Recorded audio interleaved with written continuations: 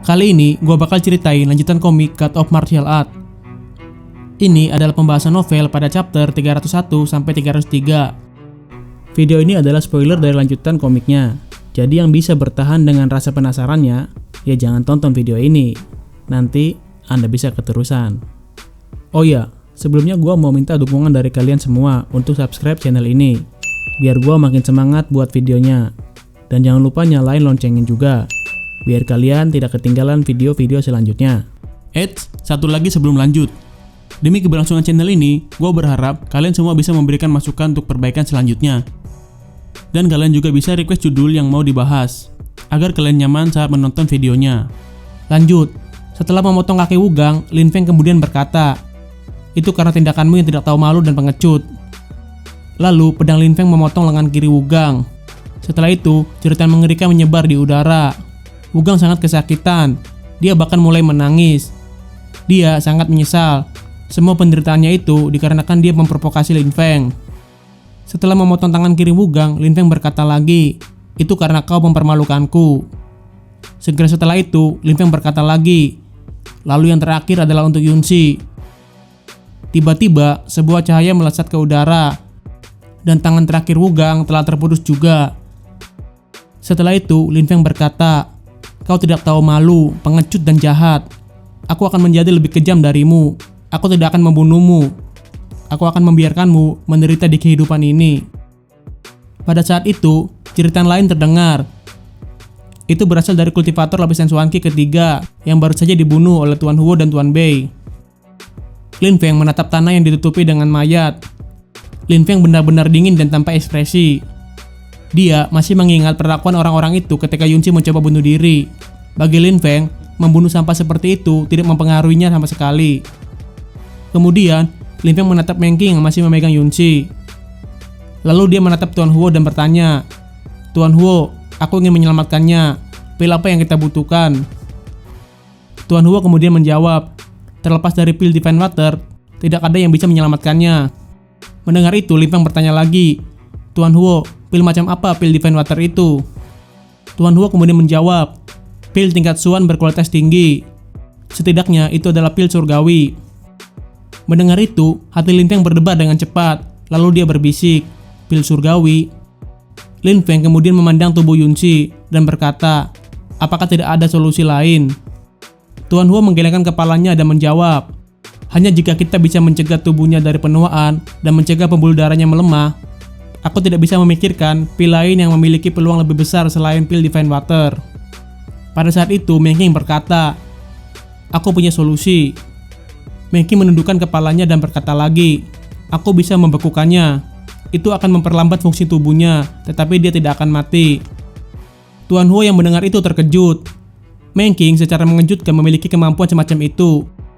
Lalu dia berkata, "Jika kau bisa melakukannya, mari kita coba. Kemudian jika kita berhasil mendapatkan pil Divine Water suatu hari nanti, kita akan memberikan itu kepadanya." Lin Feng yang mendengar kata-kata Meng Qing menatapnya dan berkata, "Meng Qing, Lin Feng jelas tahu pengorbanan apa yang dibutuhkan untuk melakukan hal itu." Lalu Meng Qing berkata lagi, "Ayo kembali." Setelah mereka pergi, kerumunan orang tiba di tempat pertempuran. Ketika mereka melihat semua mayat itu, mereka tercengang. Semua mayat itu adalah kultivator yang kuat. Bahkan, ada beberapa kultivator yang sangat kuat dari lapisan Swanky. Pada saat itu, orang-orang di kerumunan berpikir, "Ini Lin Feng lagi. Betapa mengerikan." Setelah ini, sekte Luoxia akan mulai menurun. Mereka telah kehilangan anggotanya yang begitu kuat dan berpengaruh. Saat kelompok Lin Feng tiba di rumah Tuan Huo, Meng Qing segera masuk ke kamar dan mulai membekukan tubuh Yunshi. Setelah selesai membekukan tubuh Yunshi, Meng Qing keluar dan berkata, "Sekarang sudah baik-baik saja." Setelah itu, dia pergi ke kamarnya sendiri. Kemudian Lin Feng, Tuan Huo dan Tuan Bei memasuki kamar rahasia itu. Yunshi telah benar-benar membeku di dalam es. Pada saat itu, Tuan Bei berkata, "Seharusnya sudah tidak ada masalah lagi." Mendengar itu, Lin Feng mengangguk dan berkata, "Aku percaya kepada Meng Qing." Tuan Bei kemudian berkata lagi, "Baiklah, mari kita biarkan dia beristirahat di sini dengan tenang. Mungkin ketika dia bangun, dia hanya akan merasakan bahwa dia sedang bermimpi." Kemudian mereka meninggalkan ruang rahasia itu. Setelah itu, Lin Feng berjalan ke kamar Meng Qing dan mengetuk.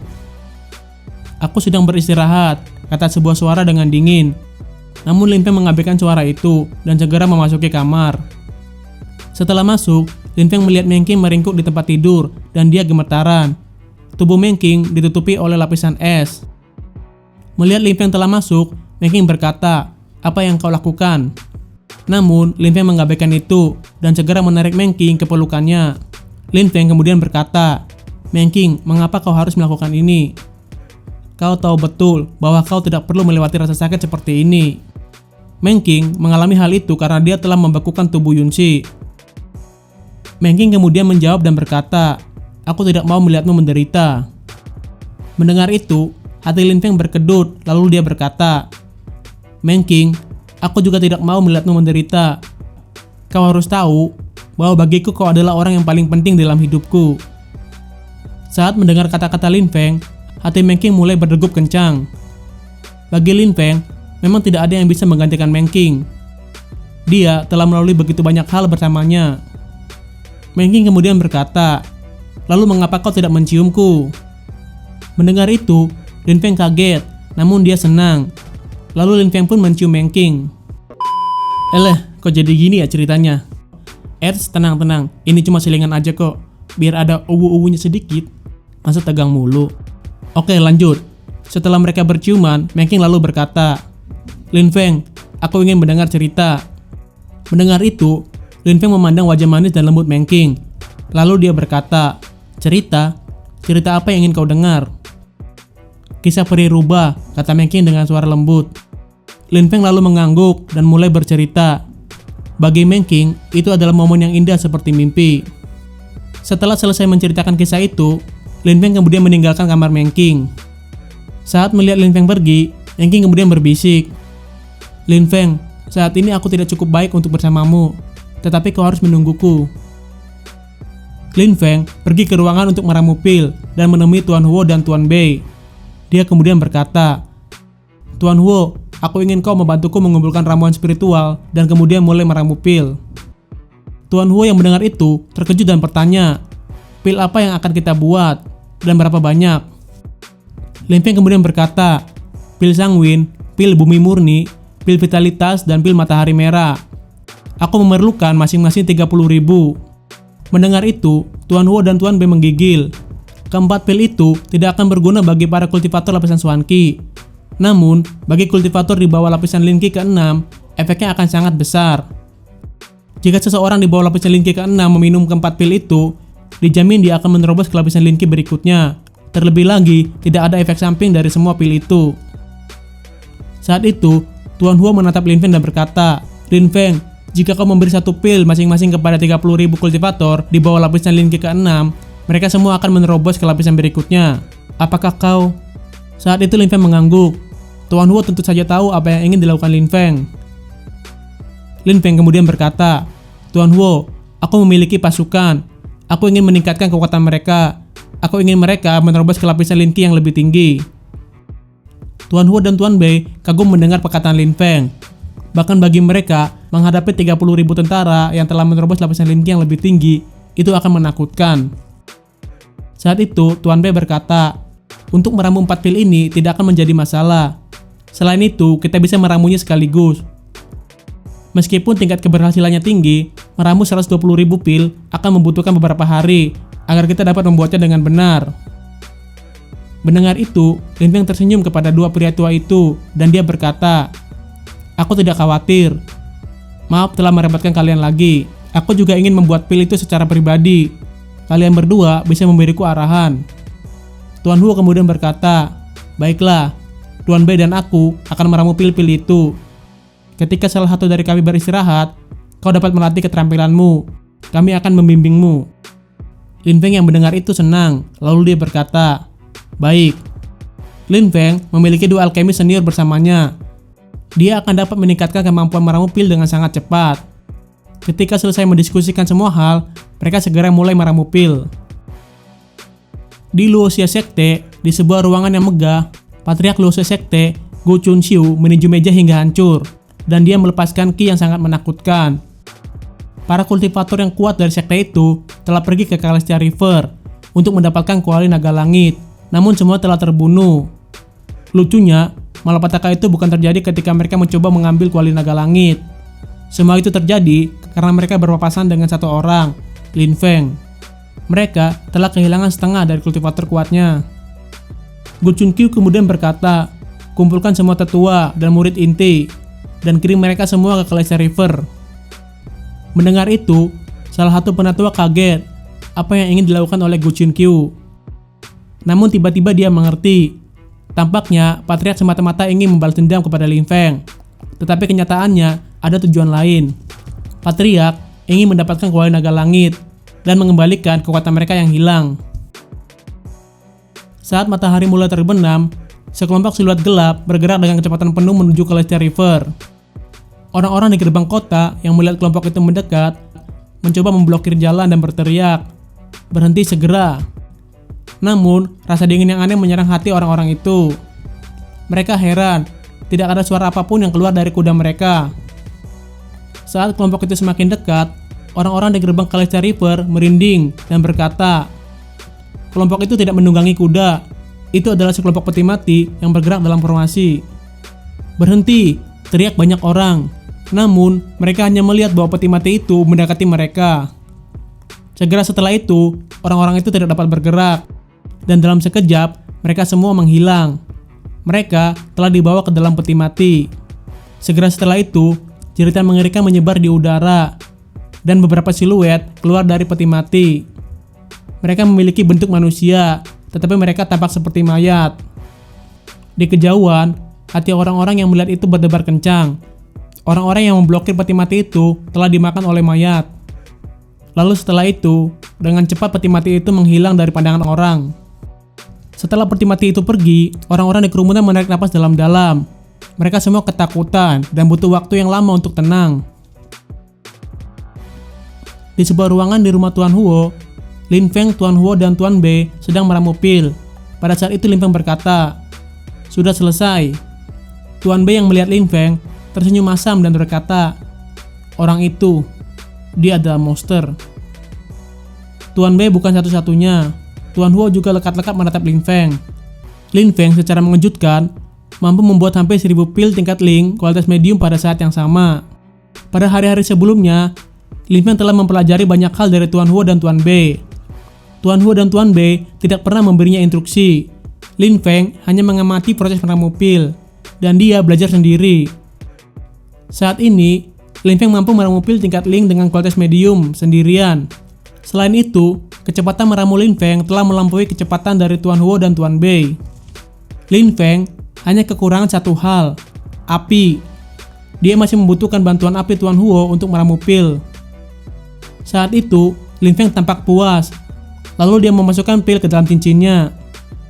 Lin Feng hanya perlu kembali ke kota Yongzhou dan memberikan pil itu kepada pasukannya untuk meningkatkan kekuatan mereka. Setelah itu, kemudian Lin Feng berkata, "Tuan Huo, Tuan Bei, terima kasih banyak." Tuan Bei menggelengkan kepalanya, lalu tersenyum dan berkata, "Lin Feng, jika kau bisa mengendalikan api, meskipun pil yang kau buat bukan tingkat tinggi, mengingat kecepatan dan kualitas pil, kau jauh lebih terampil daripada kami berdua. Aku merasa malu." Mendengar itu, Lin Feng kemudian berkata dengan rendah hati, "Anda yang telah mengajari saya segalanya." Pada saat itu, Tuan Huo juga berkata, "Baiklah, kalian berdua bisa berhenti bertukar pujian. Kita masih memiliki jalan yang panjang sebelum kita bisa meramu pil Divine Water. Tak seorang pun dari kita yang bisa meramu pil itu." Tuan Bei juga berkata lagi, "Dalam beberapa minggu ke depan, kita harus tinggal di sini dan meramu pil. Kita juga harus berhati-hati. Kita tidak tahu apa yang terjadi di luar sana." Lalu mereka meninggalkan ruangan itu. Saat mereka keluar, Badao pun muncul. Lin Feng kemudian berkata kepada Badao, "Badao, kau tiba di saat yang tepat. Bagaimana keadaan di luar?" Badao kemudian menjawab, "Sangat kacau. Saat ini, di Celestia River, ada banyak kultivator yang kuat. Mereka semua dari kelompok yang memiliki pengaruh terbesar di negara ini. Kita sekarang berada di antara dua kelompok yang sangat berpengaruh." Mendengar itu, Lin Feng kemudian berkata, "Ada dua kelompok berpengaruh? Lalu Bado menjawab, "Benar, salah satu kelompok itu kau telah tahu. Itu adalah Dream Pavilion. Sepertinya, Dream Pavilion adalah bagian kecil dari organisasi yang lebih besar." Mendengar itu Lin Feng tertegun. Dia tiba-tiba teringat apa yang dikatakan Lan Jiao. Lalu dia berkata lagi, "Apa yang lainnya?" Bado memandang Lin Feng, lalu dia berkata, "Yang lainnya kelompok jahat. Mereka tidak menunggang kuda. Mereka terbang di udara dalam peti mati. Mereka sangat kuat. Keterampilan mereka mirip dengan Mo Changlan. Mereka dapat mengkonsumsi kue murni dan daging orang lain. Mereka mungkin adalah jenis kultivator yang sama dengan Mo Changlan. Banyak orang yang telah terbunuh karena mereka." Mendengar itu, Lin Feng mengerutkan kening dan berkata, "Seperti Mo Changlan." Setelah itu Bado berkata lagi, "Terlepas dari dua kelompok berpengaruh ini, ada banyak kultivator kuat lainnya. Misalnya seperti sekte Luoxia yang telah datang, bahkan patriark mereka juga ikut. Ada juga orang-orang dari Haiyue Sekte, Desa Gunung Es dan Salju, Sekte Wanshou, klan Yu, bahkan beberapa orang dari klan Kekaisaran. Mereka semua ada di sini." Mendengar itu, Tuan B berkata, "Kuali naga langit telah menyebabkan situasi yang tidak stabil ini. Sepertinya saat kita sedang meramu pil, di luar menjadi sangat kacau." Bado kemudian berkata lagi, "Benar, karena kuali kuno banyak hal mengerikan terjadi. Banyak kultivator yang kuat bahkan mati." Ada isu mengatakan mereka ingin mengakhiri konflik ini dalam 3 hari. "Mengakhiri konflik? Apa maksudnya itu?" tanya Lin Feng. Bado berkata lagi, "Aku tidak tahu siapa yang memutuskannya. Ada banyak isu yang mengatakan bahwa semua orang akan berkumpul untuk memecahkan masalah dan memutuskan siapa yang akan mendapatkan kuali kuno. Menurut rumor, saran itu mendapat persetujuan dari mayoritas orang." Mendengar itu, Lin Feng berkata, "Bagaimana mereka akan setuju pada orang tertentu?" Bado kemudian menjawab, "Mereka masih belum memilih. Rumor menyebar dengan cepat. Rumor itu berkata bahwa harta itu sudah berada di tangan kelompok dengan peti mati. Dan jika mereka tidak setuju, semua orang di Kelcha River akan membunuh mereka dan melakukan rencana yang disepakati." Setelah mendengar itu, Lin Feng berpikir, seberapa pintar orang yang berada di balik semua ini. Mereka yang tidak memiliki kuali kuno tentu akan setuju. Meskipun hal itu tampak sederhana, sebenarnya itu sangat cerdas. Orang yang menyebarkan rumor itu berhasil membuat semua orang menyetujuinya. Oke, sampai di sini dulu ceritanya. Jika kalian suka, tinggalkan jejak, like, dan komennya. Tekan tombol subscribe-nya sekarang juga, dan aktifkan loncengnya, karena gue bakal segera upload lanjutan ceritanya. Oke? Semangat ya. Dadah.